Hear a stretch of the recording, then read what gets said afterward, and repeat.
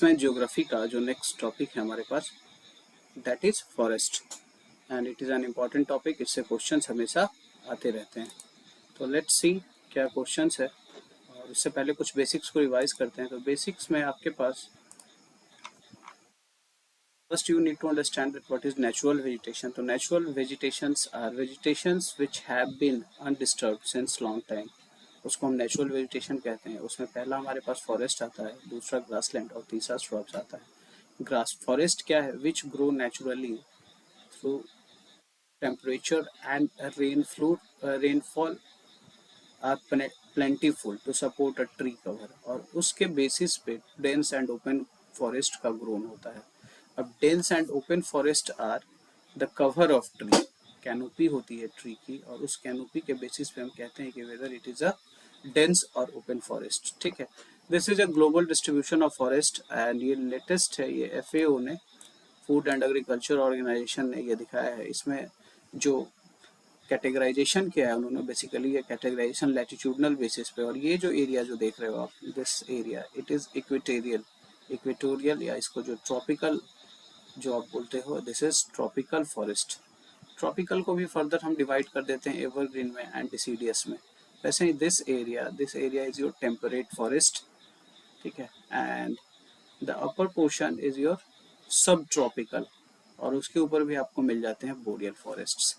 सो ये इस तरीके से एक बेसिक डिवीजन है जो world state of forest world report FAO के द्वारा जारी होता है एंड उनके द्वारा दिया गया है। और ये कुछ इस तरीके के फिगर्स आपको दिखेंगे कि this is a tropical rain forest and tropical सब ट्रॉपिकल ड्राई ब्रॉडली फॉरेस्ट। ये उनका इंटरनल कैटेगराइजेशन है which is depending upon the type of plants and type of trees they have, and that depends on the natural precipitation and land। ठीक है, वैसे ही temperate area में needly forest है, subtropical में cloud forest है, tropical moist deciduous जहाँ पे नमी ज़्यादा है, tropical and subtropical deciduous categorise कर दिया है, मिक्स कर दिया है। There are lot of things, but हम अपने आप को कंसर्न करेंगे जो NCERT बोलता है। ठीक है, और हमें NCERT इज आवर बाइबल। ठीक है, ट्रॉपिकल एवरग्रीन फॉरेस्ट जो है, these are called tropical and these are thick forest, और ये इक्वेटर के पास होते हैं and it is close to the tropics. These regions are hot and receive heavy rainfall, basically daily rainfall throughout the year, and there is no particular dry seasons. The tree do not set their leaf, tree अपने पत्ते को नहीं गिरने देते हैं, पर्णपाती नहीं होते हैं। This is the reason they are called evergreen. And the thick canopies of closely spaced trees do not allow the sunlight to penetrate inside the forest even in the daytime. और यहाँ पे आपको मिलते हैं rosewood, ebony, mahogany are common here. तो tropical evergreen forest के बारे में आपने देखा कि it is at the tropical region और equator region, and rosewood, ebony, mahogany thick forest होते हैं। एंड अगर इसके लोकेशन की बात करते हैं तो it is 10 degree north to 10 degree south, इनके बीच में होता है। एंड लॉन्गिट्यूडनल एक्सटेंट अगर कुछ देखें तो अमेजन रिवर का जो बेसिन है, जहाँ पे Brazil, Bolivia, Peru, Ecuador, Colombia, Venezuela, Guyana, Suriname, इसको याद रखना क्योंकि इस रीजन में ये पाए जाते हैं। वैसे ही कॉन्गो बेसिन अफ्रीका में देखो, Democratic Republic of Congo, Cameroon, Central African Republic, Gabon, Equatorial Guyana, Congo Republic, ये सब जो रीजन है जहाँ पे। और साउथ ईस्ट एशिया में ये इंडोनेशिया और पापा न्यू गिनी। पापा न्यू गिनी कहाँ है? पापा न्यू गिनी है ऑस्ट्रेलिया के जस्ट ऊपर। ये NCERT में दिखाता है कि देर आर डिफरेंट लेयर्स, और मैक्सिमम हाइट जो ट्री की होती है वो 60 मीटर, और इमर्जेंट लेयर होता है, फिर 40 मीटर का कैनोपी का लेयर होता है, 20 मीटर यंग ट्रीज, 5 मीटर, ये लेयर्स बाय लेयर्स इस तरीके से ट्रीज का कैटेगराइजेशन किया जाता है। ठीक है, और ये जो रीजन है आपका दिस पिक्चर में ट्रॉपिकल फॉरेस्ट का, this green portion is your Amazon basin हो गया, ये कॉन्गो वाला ये रीजन हो गया, और ये इंडोनेशिया और ये पापा न्यू गिनी वाला रीजन, ये सब जो है यहाँ पे आपको मिलते हैं ट्रॉपिकल फॉरेस्ट। और ये ट्रॉपिकल फॉरेस्ट को हमने बांट दिया tropical evergreen, tropical deciduous, tropical broadleaf. We need not to go much deeper because questions specially जब आप जनरल स्टडी में पढ़ते हो तो आप ज़्यादातर इसके इतने डीप में नहीं जाते हो, except the location and the important tree of that area.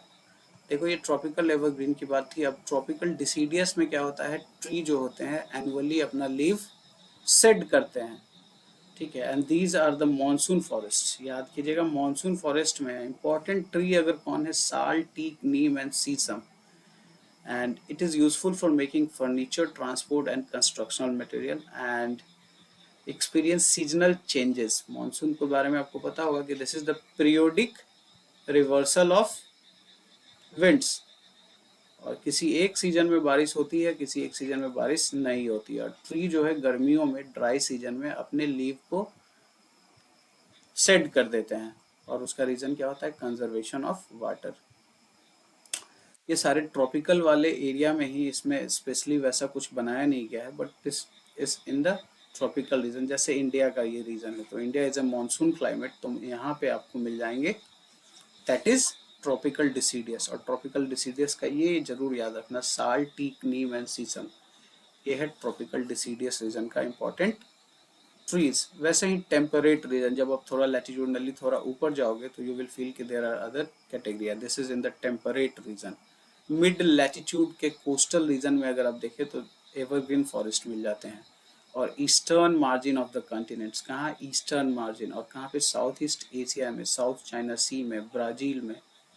और यहाँ पे हार्डवुड एंड सॉफ्टवुड दोनों मिलते हैं। और ओक, पाइन, यूकेलिप्टस, ये इंपॉर्टेंट ट्री है। वैसे ही टेम्परेट डिसीडियस हो गया, जहाँ पे पानी की थोड़ी कमी है, and this is also in higher latitude. Mid latitude के थोड़ा ऊपर जाएंगे तो ये मिलेगा, और आपको भी ये कहाँ पे मिलेगा, नॉर्थ ईस्ट पार्ट में। देखो साउथ ईस्ट यूएसए में आपको मिल रहा है एवरग्रीन, जबकि नॉर्थ ईस्ट यूएसए में आपको मिल रहा है डिसीडियस। और डिसीडियस क्या होते हैं, पत्ते शेड करते हैं।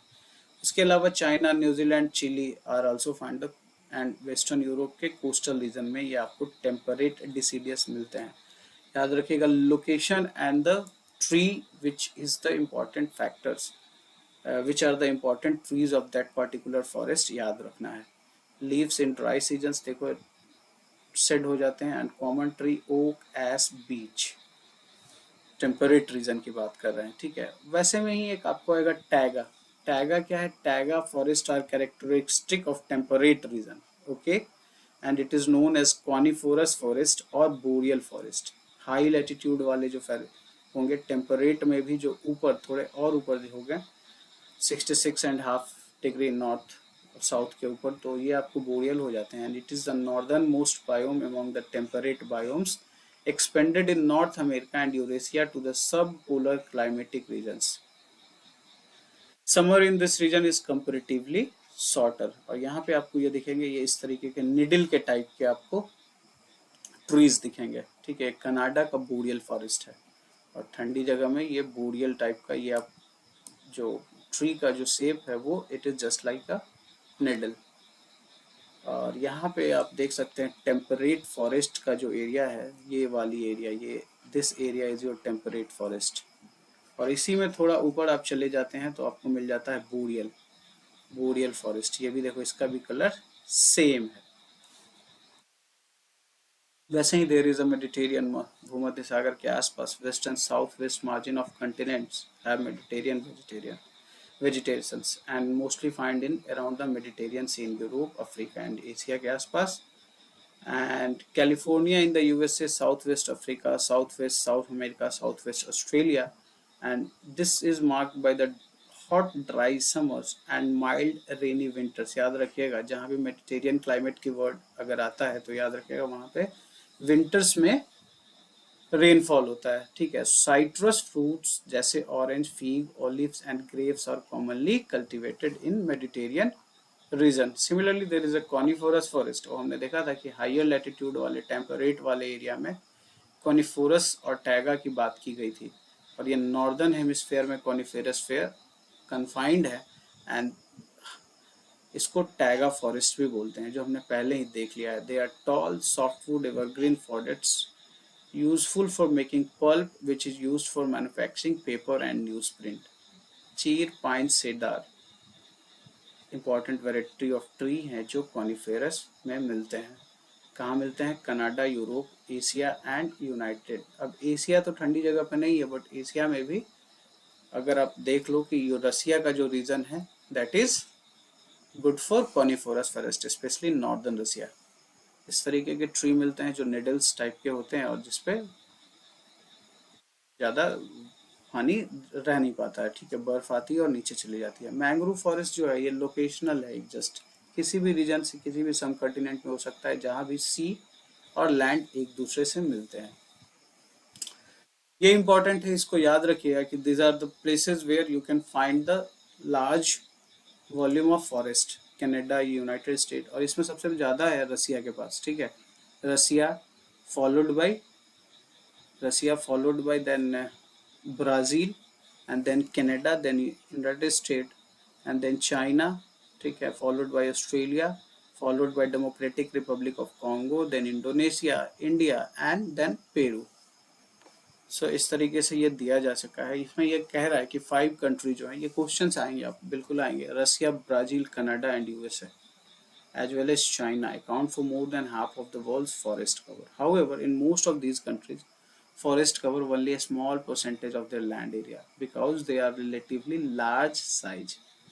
सूरीनाम, गुयाना और federated state of Micronesia, Micronesia क्या है, ऑस्ट्रेलिया और न्यूजीलैंड वाले रीजन में, and Gabon have the highest proportion of forest cover with at least 90% of their land area covered by forest. 10 country जो है नीचे दिखाया जा रहा है टोटल फॉरेस्ट एरिया का जिनका लार्जेस्ट कवर, और इसमें जो दिखाया गया है सबसे पहले रसिया 20%, ब्राजील 12%, कनाडा 8.5%, यूनाइटेड स्टेट्स 7.60 और इंडिया इज 1.80%, ठीक है। टोटल फॉरेस्ट कवर जो है उनके टोटल एरिया का, ठीक है, बट टोटल लैंड एरिया का नहीं। इस share of global forest area है 2020 में, इससे लेटेस्ट अभी कुछ नहीं है, और यूरोप में सबसे ज़्यादा 25.07। क्यों ना हो, क्योंकि यूरोप में हो आपके पास रसिया जिसके पास 20% ऑफ फॉरेस्ट है वर्ल्ड का, ठीक है। Then there are 10 countries which has the highest percentage of forest cover उसके लैंड एरिया के, उसमें 98% है सूरीनाम के पास, Guyana 94, federated state of Micronesia 92, Gabon is 91। 3 नाम याद रखेंगे हम, Suriname, Guyana and Micronesia.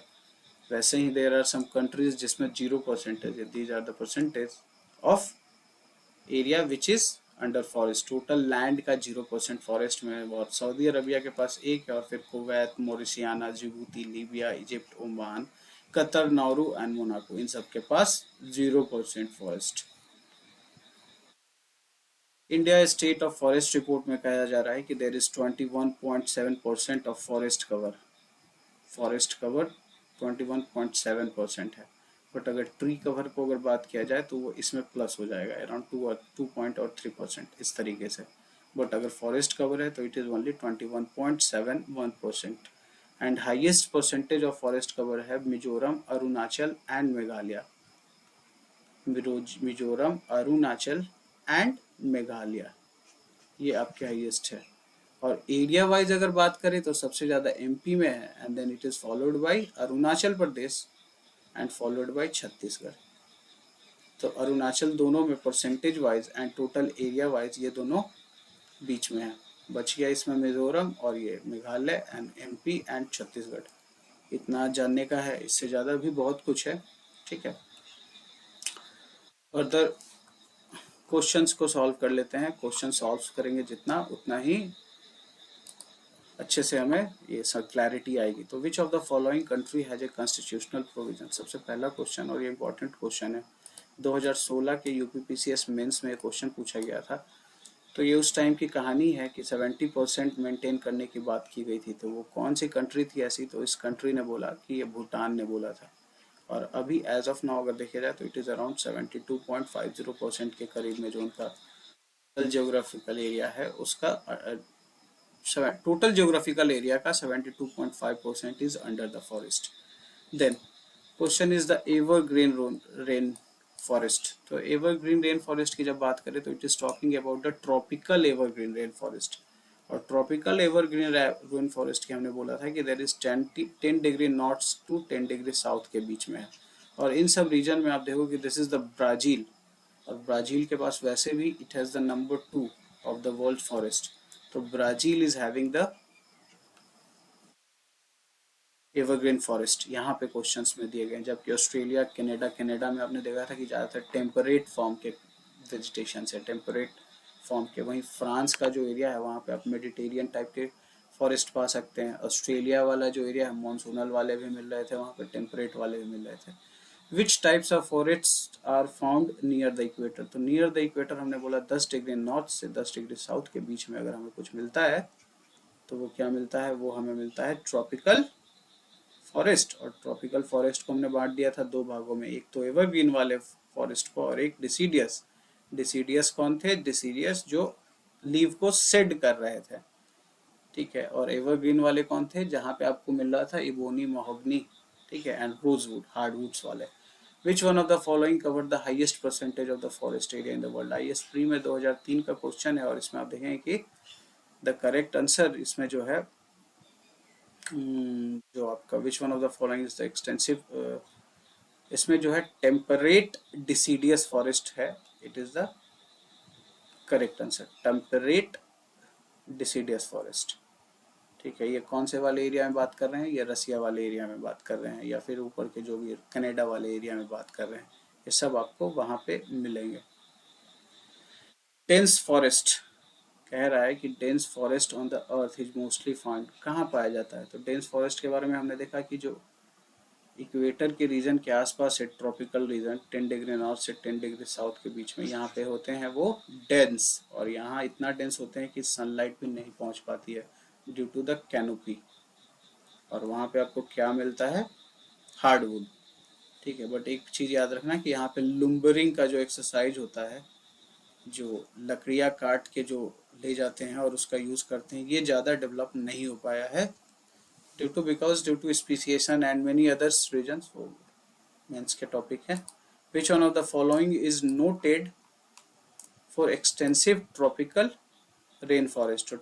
Extensive tropical rain forest के लिए आपको इन सब नाम में आपको याद आएगा कि अमेजोन बेसिन की तरह ही कॉन्गो बेसिन था, जहाँ पे आपको ट्रॉपिकल रेन फॉरेस्ट मिलते थे। देखो कितने सारे क्वेश्चन है ट्रॉपिकल रेन फॉरेस्ट से।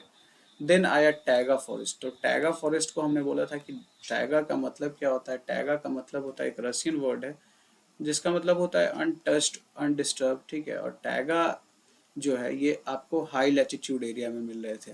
इससे जब ऊपर और जाते थे 50 डिग्री से 70 डिग्री नॉर्थ के ऊपर, तो ये बन जाते थे बोरियल। तो it is in the temperate region, it is in the temperate regions। The world's largest and the most dense, world largest और most dense की अगर बात करें तो it is the ब्राजील, ठीक है। और ये कौन सा है ब्राजील का area, this is the Amazon basin, ठीक है, अमेजॉन बेसिन, अमेजॉन बेसिन का ये एरिया है, ठीक है। और आप इसके देखेंगे कि अमेजॉन बेसिन में कौन कौन से कंट्रीज आते हैं, तो उसमें आप देखेंगे कि देर आर सम कंट्रीज जिसका नाम मुझे आपको याद होना चाहिए। ब्राजील वाली एरिया है, बोलीविया है, पेरू है, Ecuador, Colombia, Guyana and Suriname. और अभी हमने देखा था कि सूरीनाम का जो है हाईएस्ट परसेंटेज अराउंड 98% जो लैंड है उस पर फॉरेस्ट ही है। Coming to the next question, which country has the highest percentage of its area under forest? Area जो है इन सब में कौन सा है, इन सब में कौन सा है, तो यहाँ पे जिस टाइम का क्वेश्चन था उस टाइम में जापान, ठीक है। और अराउंड 69% का एरिया जो था वो। और इन सब में अगर अभी देखा जाए तो आप इंडोनेशिया में क्लिक कर सकते हैं। The coniferous forest are not found in, coniferous forest कहाँ नहीं पाए जाते हैं, तो इन सब एरिया में आप देखोगे कि अमेजोनिया का ये कौन सा रीजन है, ठीक है। अमेजोनिया का जो रीजन है ये अमेजोन वाला रीजन है, और वो मैंने बताया था ब्राजील, पेरू, इक्वाडोर, कोलंबिया, ये सब वाले रीजन में है। ये यहाँ पे कॉनिफोरस फॉरेस्ट नहीं पाए जाते हैं, यहाँ पे पाए जाते हैं आपके tropical evergreen forest, tropical evergreen forest, tropical evergreen forest. Let's अभी अगर आप से आप देखना चाहें पिक्चर को तो इसमें ये देखेंगे, ये वाले पिक्चर में जो ग्रीन वाले हैं these are the tropical forest, चाहे वो एवरग्रीन और डिसीडियस हो, ठीक है। Coniferous forest are mainly are found in, कहाँ पे पाए जाते हैं, तो कॉनिफेरस फॉरेस्ट के बारे में हमने देखा था कि coniferous forest are mainly found in the temperate region. कुछ कीवर्ड हैं जो आप देखें, 50 डिग्री साउथ डिग्री नॉर्थ वाले एरिया में, ठीक है। In which of the following countries of Africa dense hot and humid forest, dense humid and dense hot, hot humid और ये सब जो रीजन वाले हैं, ये सब जो आपको मिलेंगे ग्वेना वाले एरिया में, गल्फ ऑफ ग्वेना में। और गल्फ ऑफ ग्वेना में क्या है, आइवोरी कोस्ट है। यहाँ पे जो करेक्ट आंसर हो जाएगा आइवोरी कोस्ट हो जाएगा। In tropical rain forest, if tropical rain forest is removed it does not regenerate quickly as compared to the tropical deciduous forest. ये उस टाइम का रिसर्च होगा, उसको पीएससी ने क्वेश्चन के रूप में फॉर्म कर दिया, 2011 का क्वेश्चन है। So the correct answer is that कि यहाँ पे ऐसा क्यों नहीं होता है।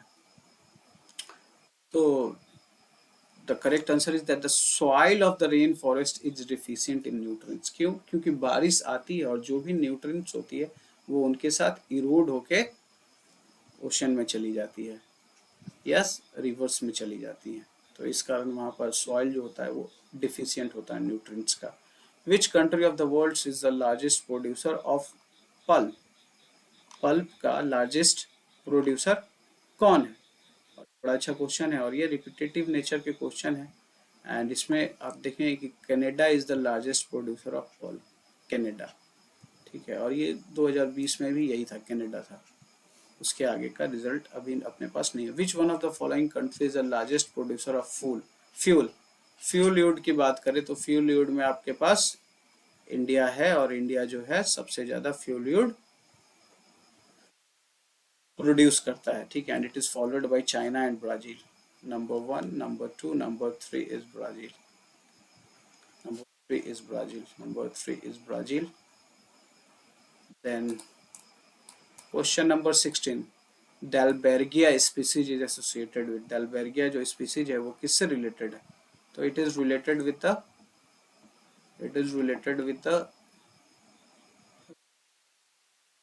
ट्रॉपिकल एवरग्रीन में आपको मिलेगा ये, और रोजवुड महोगनी जो है वहाँ का इंपॉर्टेंट ट्री है, ठीक है। एंड दिस इज मडागास्कर वाले एरिया में, अफ्रीका वाले एरिया में, साउथ में, ये हर जगह मिल जाता है आपको जहाँ पे भी इस तरीके का क्लाइमेट मिलता है। And unlike temperate forest, the tropical rainforest, if cleared, can yield productive farmland that can support extensive agriculture for several years even without chemical fertilizers। क्यों? क्यों करेगा? जबकि हमने देखा था कि ट्रॉपिकल रेन फॉरेस्ट वाला जो एरिया है वहाँ पे तो न्यूट्रिएंट्स हैं ही नहीं, न्यूट्रिएंट्स वहाँ के सॉइल में नहीं है, तो फर्टिलाइजर तो पहले लगाना होगा। दूसरा, कटिंग करना भी बहुत प्रॉब्लम होगी क्योंकि बहुत डेंस फॉरेस्ट है वहाँ पे। एंड दूसरा जो है, the primary productivity of the tropical rainforest is high, very high compared to the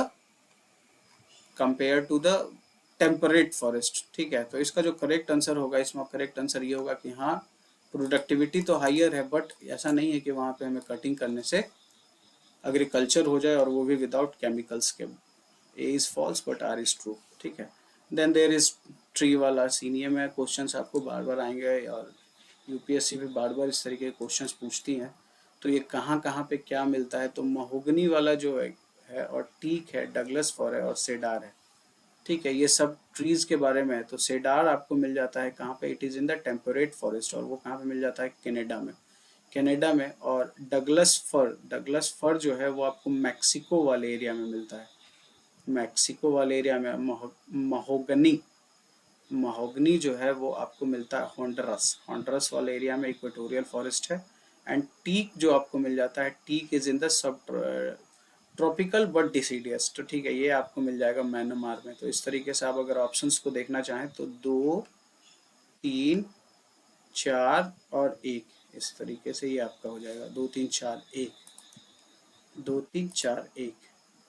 and next we have the last question, और लास्ट क्वेश्चन में जस्ट कहाँ पे क्या फेमस है उसके बारे में पूछ रहा है। तो मानसून फॉरेस्ट है, इक्वेटोरियल फॉरेस्ट है, मेडिटेरियन फॉरेस्ट है और कॉनिफेरस फॉरेस्ट है। तो याद रखना कि मेडिटेरियन फॉरेस्ट में हमने बोला था कि मेडिटेरियन के आसपास में आपको साइट्रस फ्रूट्स मिलेंगे, तो यहाँ पे आप इसको कर देना 1। इक्वेटोरियल फॉरेस्ट में आपको क्या मिल जाते हैं, इक्वेटोरियल में मिल जाते हैं महोगनी एंड रोजवुड, 4, ठीक है। एंड मॉनसून, मॉनसून में आपको क्या मिल जाते हैं, मॉनसून में मिल जाते हैं आपको टीक एंड साल, तो ये हो जाएगा 3 इसका ऑप्शन। एंड कानीफोरस में आपको क्या मिल जाते हैं, आपको मिल जाता है पाइन एंड स्प्रूस, तो 3 4 1 2 ये आपका ऑप्शन हो जाएगा and this is the correct option, और यही ऑप्शन इसमें दिया गया है। ठीक है, 19th का ए। सो इस तरीके से आपने ये फॉरेस्ट से रिलेटेड कर लिया। बाकी फॉरेस्ट से रिलेटेड कुछ फैक्ट्स है जो हमने लूसेंट के वीडियो में बनाया है, लूसेंट का वीडियो है, उसमें जो फैक्ट्स है वर्ड बाय वर्ड हमने लूसेंट को पढ़ने की कोशिश की है, और उसका एक वीडियो बनाया जा चुका है, आप देख सकते हैं उस वीडियो पे। और फर्दर जो हो सकता था which I can do for you, that is showing the picture and the location of this that I have done, and I think you will find this video helpful. Revise करिएगा video को exam के पहले, it will be in your mind before examination, and that is the correct way to revise if you think there is something very tough. And very much thank you for watching this video. Video अगर पसंद आता है like करेंगे, channel को subscribe करें, share करें दोस्तों के साथ। ठीक है, we will also deal with the special India और उसके फॉरेस्ट के बारे में जो भी क्वेश्चन है। Thank you very much, have a nice day.